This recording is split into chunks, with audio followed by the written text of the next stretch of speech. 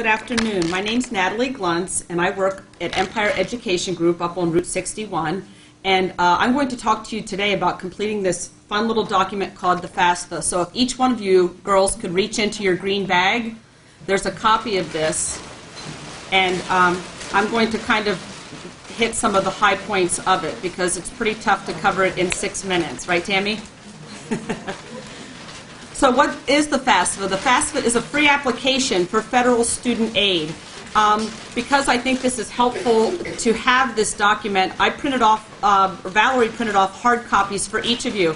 However, in the real world, what you will do is you will complete this online. But this is a sneak peek at what it looks like in hard copy form. Like I say, you will sit down and you will complete this online at the time when you're ready to apply for financial aid for your institution.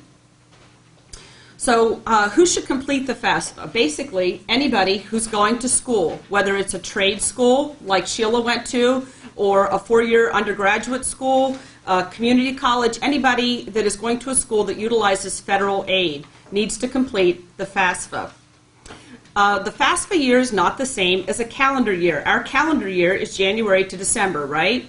The FAFSA year starts July 1st and ends June 30th. So today, we're in the middle of the 2010-11 FAFSA year. How many girls out here are seniors? 1! Okay, so what's going to happen is you're not going to worry about this FAFSA, but you're going to be completing the 11-12 FAFSA year because you'll probably be starting school in the fall. Okay, so when you sit down to complete the 11-12 FAFSA, which will be available online probably around March, you're going to sit down with your W-2s if you worked, if you're a student and you worked, your taxes if you filed taxes, your parents' taxes, and your parents' W-2s.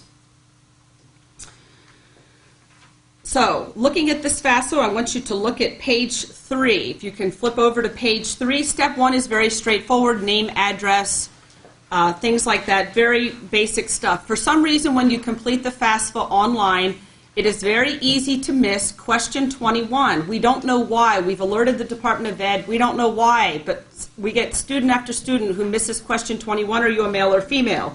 Oddly enough, if you skip this question, the federal government will say, how come you didn't register for selective service?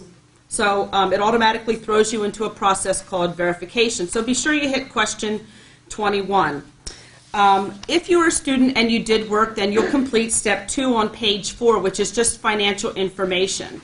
If you didn't file taxes, you're just going to answer question 33, and then you're going to skip down to question 39. They just want to know how much you made in the previous year. So right now, we're in the 10-11 FAFSA year. That's based on 2009 taxes. When you complete the 11-12 FAFSA, that's the one coming up in March, you're going to base that on 2010 taxes. So moms and dads, you complete your taxes, and then you go and complete the FAFSA. The next section, step 3. These are the dependency questions. We get this a lot. We have questions about this a lot. In order to be considered an independent student, you need to answer yes to one of these questions, questions 46 through 58.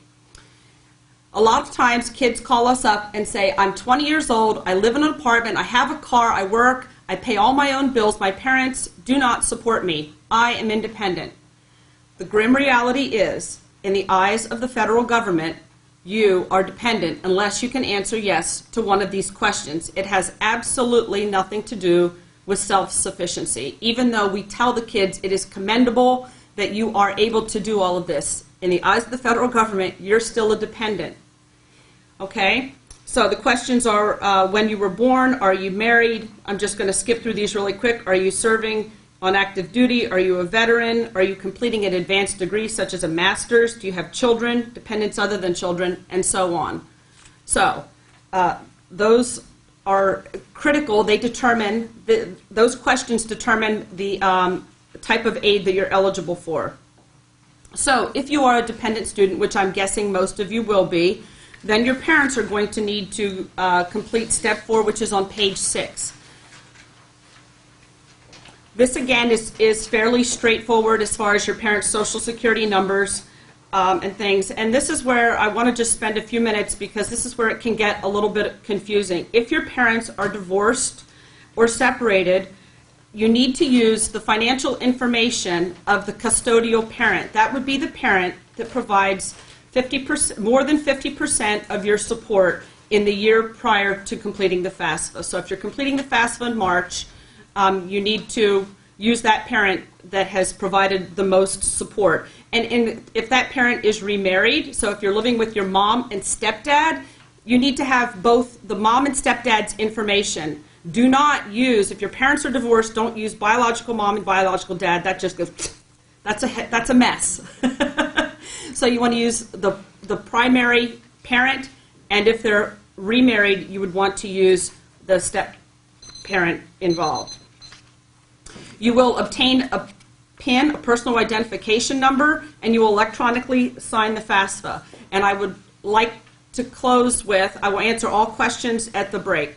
I would like to close with, if you are 30% of all students in any university or college setting are selected for a process called verification, don't panic. Your wonderful financial aid people like Tammy Durham back there will help assist you with this process. It's usually a random thing, and it's nothing to panic about. A lot of times parents call us panic-stricken about that. So best of luck to all of you, and there are financial aid people at every school who can assist you with this daunting task.